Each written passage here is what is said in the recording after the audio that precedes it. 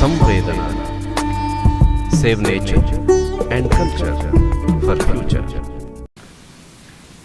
1894ರಲ್ಲಿ ನಾಸಿಕ್ನ ಯೋವ್ಲಾ ಎಂಬ ಪ್ರದೇಶದಲ್ಲಿ ಆಂಜನೇಯ ದೇವಸ್ಥಾನದ ಮೇಲೆ ಮುಸಲ್ಮಾನರ ದಾಳಿಯಾದಾಗ ತಿಲಕರು ಹೋರಾಟಕ್ಕಿಳಿದರು.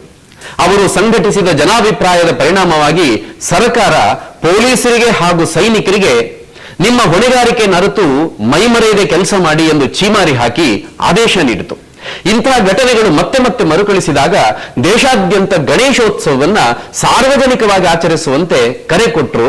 ಸ್ವಾತಂತ್ರ್ಯ ಹೋರಾಟಕ್ಕೆ ಮಾತ್ರವಲ್ಲ, ಮುಸಲ್ಮಾನರ ಆಕ್ರಮಣದಿಂದ ನಮ್ಮ ಧರ್ಮವನ್ನ, ದೇವಸ್ಥಾನಗಳನ್ನ ಸಂರಕ್ಷಿಸುವ ನಿಟ್ಟಿನಲ್ಲಿ ಸಾರ್ವಜನಿಕ ಗಣೇಶೋತ್ಸವದ ಪಾತ್ರ ಅದ್ವಿತೀಯವಾದಂಥದ್ದು. ಭಾರತೀಯ ಮಹಾಪುರುಷರ ಚಾರಿತ್ರ್ಯ ಹನನದ ಕಾರ್ಯ ಆಂಗ್ಲರಿಂದ, ಮೊಘಲ್ ವಂಶಸ್ಥರಿಂದ, ಭಾರತೀಯ ಬುದ್ಧಿಜೀವಿಗಳಿಂದ ಅದು ಮುಂದುವರಿದೇ ಇತ್ತು. ಶಿವಾಜಿ ಅಫ್ಜಲ್ ಖಾನನನ್ನ ಮೋಸದಿಂದ ಕೊಂದು ದ್ರೋಹವೆಸಗಿದ ಮುಂತಾದ ಸತ್ಯಕ್ಕೆ ದೂರವಾದ ಸಂಗತಿಗಳನ್ನ ಜನ ಸತ್ಯ ಅಂತ ನಂಬುವಂತಹ ವಾತಾವರಣ ನಿರ್ಮಾಣ ಆಗ್ತಾ ಇದ್ದಂತೆ ತಿಲಕರು ಅಸತ್ಯವನ್ನ ಕೊನೆಗಾಣಿಸ್ಲಿಕ್ಕೋಸ್ಕರ ಹೊರಟರು.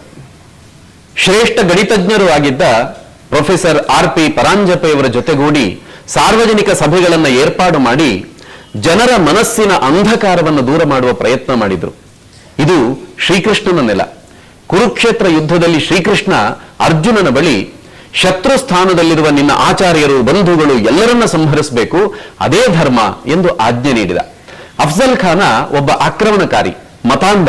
ಹಾಗಿರುವಾಗ ಶಿವಾಜಿ ಮಹಾರಾಜರು ಮಾಡಿರುವುದು ದ್ರೋಹ ಅಲ್ಲ, ಸ್ವಧರ್ಮ ರಕ್ಷಣೆಯ ಕ್ರಮ.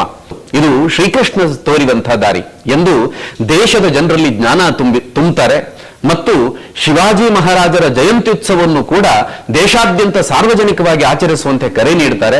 ಗಣೇಶೋತ್ಸವ ಹಾಗೂ ಶಿವಾಜಿ ಜಯಂತಿಗಳಿಗೆ ಸಾಮೂಹಿಕ ಸ್ವರೂಪ ನೀಡಿದಂತಹ ತಿಲಕರ ಆ ದೂರದೃಷ್ಟಿಗೆ ಅಂದು ದೇಶವೇ ತಲೆದೂಗಿತ್ತು. 1896ರಲ್ಲಿ ಭಾರತದ ಬಹುತೇಕ ಪ್ರದೇಶಗಳು ತೀವ್ರ ಬರಗಾಲಕ್ಕೀಡಾದವು. ಅದರ ಅರಿವಿದ್ದೂ ಇಲ್ಲದಂತಿದ್ದ ಸರಕಾರದ ಕಣ್ತೆರೆಸಲು ತಿಲಕರು ಮುಂದಡಿ ಇಡ್ತಾರೆ. ಈ ಬರಗಾಲದ ಪರಿಸ್ಥಿತಿಯಲ್ಲಿ ಕೃಷಿ ಕಾರ್ಮಿಕರಿಗೆ ನೀಡಲಾಗ್ತಾ ಇರುವಂತಹ ದಿನಗೂಲಿಯನ್ನು ಹೆಚ್ಚು ಮಾಡಬೇಕು, ಅರಣ್ಯಗಳ ಅಂಚಿನಲ್ಲಿ ದನಗಳನ್ನು ಮೇಯಿಸಲಿಕ್ಕೆ ರೈತರಿಗೆ ಅವಕಾಶ ನೀಡಬೇಕು, ಕಂದಾಯ ದರವನ್ನ ಕಡಿಮೆ ಮಾಡಬೇಕು ಮತ್ತು ಕಂದಾಯ ಪಾವತಿಸದ ರೈತರ ಜಮೀನು ಜಾನುವಾರುಗಳನ್ನು ಮುಟ್ಟುಗೋಲು ಹಾಕಿಕೊಳ್ಳಬಾರದು. 1/3 ಭಾಗದಷ್ಟು ಫಸಲು ಬರದೇ ಇದ್ದಾಗ ಭೂಕಂದಾಯವನ್ನು ರದ್ದುಪಡಿಸಬೇಕು. ಇಂತಹ ಜನಾಭಿಮುಖ ಕ್ರಮಗಳನ್ನು ಕೈಗೊಳ್ಳುವಂತೆ ಸರ್ಕಾರವನ್ನು ಆಗ್ರಹಿಸುತ್ತಾರೆ ತಿಲಕರು. ಮುಂದಿನ ವರ್ಷ ಬರಗಾಲದ ಜೊತೆಗೆ ಪ್ಲೇಗ್ ಅಮರುಕೊಂಡಿತ್ತು. ತಪಾಸಣೆ ದೃಷ್ಟಿಯಿಂದ ಮನೆಯೊಳಗೆ ಪ್ರವೇಶ ಮಾಡಿದಂತ ಸೈನಿಕರು ಹೊಣೆ ತಪ್ಪಿ ವರ್ತಿಸತೊಡಗಿದಂತ ಸುದ್ದಿ ತಿಳಿತಾ ಇದ್ದಂತೆ ತಿಲಕರು ತಾವೂ ಸೈನಿಕರ ಜೊತೆಗೆ ಮನೆಗಳಿಗೆ ಭೇಟಿಯನ್ನು ನೀಡುತ್ತಾರೆ. ಸಹಾನುಭೂತಿಯಿಂದ ವರ್ತಿಸುವಂತೆ ಅಧಿಕಾರಿಗಳಿಗೂ ಸೈನಿಕರಿಗೂ ಕಿವಿ ಹಿಂಡುತ್ತಾರೆ. ಸರ್ಕಾರದ ವ್ಯವಸ್ಥೆಗಳು ಸಾಲದಾದಾಗ ಜನರ ಸಹಕಾರದಿಂದ ತಾವೇ ಸ್ವತಃ ಆಸ್ಪತ್ರೆಗಳನ್ನ ಆರಂಭ ಮಾಡುತ್ತಾರೆ. ಹೀಗೆ ಜನರಿಗಾಗಿ ತಿಲಕರ ಮನಸ್ಸು ಸದಾ ಮಿಡಿತಾ ಇತ್ತು. ಸೆರೆಮನೆಯಾಯಿತು ತೀರ್ಥಕ್ಷೇತ್ರ. ಪುಣೆ ಜಿಲ್ಲಾ ಅಸಿಸ್ಟೆಂಟ್ ಕಮಿಷನರ್ ಆಗಿದ್ದ ರಾಂಡ್ನ ಹತ್ಯೆ ಆರೋಪದಲ್ಲಿ ತಿಲಕರನ್ನ ಬಂಧನ ಮಾಡುತ್ತಾರೆ. ಆ ಸಮಯದಲ್ಲಿಯೇ ಸ್ವರಾಜ್ಯ ನನ್ನ ಜನ್ಮಸಿದ್ಧ ಹಕ್ಕೋದನ್ನು ಪಡೆದೇ ತೀರುತ್ತೇನೆ ಎಂಬ ಇತಿಹಾಸ ಪ್ರಸಿದ್ಧ ಘೋಷಣೆ ಅದು ರೂಪುಗೊಂಡಿದ್ದು.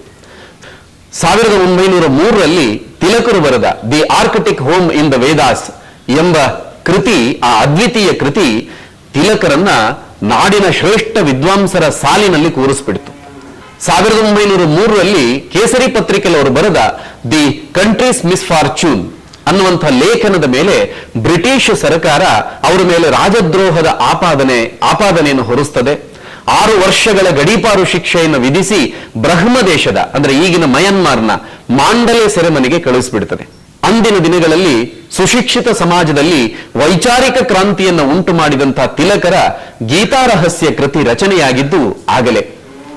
ಅವರ 5.5 ವರ್ಷಗಳ ವಾಸ್ತವ್ಯದಿಂದ ಆ ಕಾರಾಗೃಹ ದೇಶಭಕ್ತರಿಗೆ ತೀರ್ಥಕ್ಷೇತ್ರವಾಯಿತು. ಅದಾಗಿ 3 ದಶಕಗಳ ನಂತರ ಅಲ್ಲಿಗೆ ಭೇಟಿ ನೀಡಿದಂಥ ನೇತಾಜಿ ಸುಭಾಷ್ ಚಂದ್ರ ಬೋಸ್ ತಿಲಕರ ಸ್ಮರಣೆಯಿಂದ ಪುನೀತವಾದಂಥ ಈ ಮಾಂಡಲೆ ಸೆರೆಮನೆಯ ದರ್ಶನ ನನ್ನ ಜೀವನದ ಒಂದು ಅವಿಸ್ಮರಣೀಯ ಘಟನೆ ಅಂತ ಉಲ್ಲೇಖ ಮಾಡ್ತಾರೆ.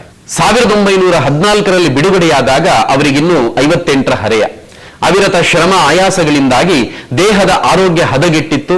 ಆದರೆ ಮನಸ್ಸು ಸದೃಢವಾಗಿತ್ತು. ಹೋಮ್ ರೂಲ್ ಚಳವಳಿ, ಸ್ವದೇಶಿ ಪ್ರವರ್ತನ ಮುಂತಾದ ಮೊದಲಾದ ಆಂದೋಲನಗಳ ಮೂಲಕ ಸ್ವರಾಜ್ಯವನ್ನ ಪಡೆದೇ ತೀರುತ್ತೇನೆ ಅನ್ನುವಂಥ ತನ್ನ ಗುರಿಯೆಡೆಗೆ ಸಾಗತೊಡಗುತ್ತಾರೆ. 1916ರಲ್ಲಿ ಕರ್ನಾಟಕದ ಚಿಕ್ಕೋಡಿಯಲ್ಲಿ ಮಾಡಿದಂತಹ ಭಾಷಣದ ವಿಚಾರವಾಗಿ ರಾಜದ್ರೋಹದ ಆಪಾದನೆಯನ್ನು ಸರ್ಕಾರ ಮಾಡುತ್ತದೆ. ಆದರೆ ನ್ಯಾಯಾಲಯದಲ್ಲಿ ಮೊಕದ್ದಮೆ ಬಿದ್ದು ಹೋಗ್ತದೆ. ವಿಶೇಷ ಅಂತಂದ್ರೆ ತಿಲಕರ ಪರವಾಗಿ ಅವತ್ತು ವಕಾಲತ್ತು ನಡೆಸಿ ವಾದ ಮಂಡಿಸಿದವರು ಬ್ಯಾರಿಸ್ಟರ್ ಮಹಮ್ಮದ್ ಅಲಿ ಜಿನ್ನಾ. ತಿಲಕರ ಆಸಕ್ತಿಯ ಕ್ಷೇತ್ರಗಳು ಹಲವಾರು. ಖಗೋಳ ಅಧ್ಯಯನಕ್ಕೋಸ್ಕರ ಅವರು ದೂರದರ್ಶಕವನ್ನು ಇರಿಸಿಕೊಂಡು ರಾತ್ರಿ ತಾಸುಗಳ ಪರಿವೆ ಇಲ್ಲದೆ ಗ್ರಹ ತಾರೆಗಳನ್ನು ವೀಕ್ಷಣೆ ಮಾಡುತ್ತಾ ಇದ್ರು. ಮೆಕ್ಯಾನಿಕಲ್ ಇಂಜಿನಿಯರಿಂಗ್ ಕ್ಷೇತ್ರದಲ್ಲೂ ಅಪೂರ್ವ ಪರಿಣತಿ ಅವರಿಗಿತ್ತು. ವೈದ್ಯಕೀಯ ಸೇವೆ, ಪಾನ ನಿರೋಧ ಚಳವಳಿ, ಸ್ವದೇಶಿ ಉದ್ಯಮಗಳಿಗೆ ಪ್ರೇರಣೆಯನ್ನ ತಿಲಕರು ನೀಡುತ್ತಾರೆ.